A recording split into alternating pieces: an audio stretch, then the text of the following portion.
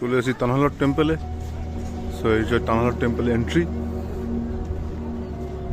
Gate থেকে আমরা entry করছি তানহালট টেম্পলে। আর এই হয়ে গেল সেই ফেমাস তানহালট টেম্পল, সামনে দেখা যাচ্ছে।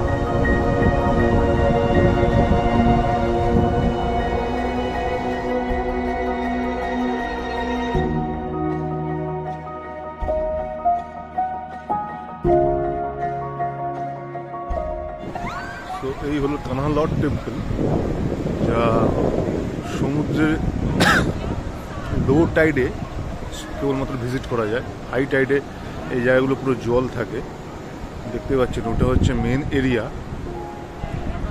ওখান থেকে সিঁড়ি বেয়ে আসতে হচ্ছে। এই জায়গাগুলো পুরো জলে কভার থাকে ডিউরিং হাই টাইড।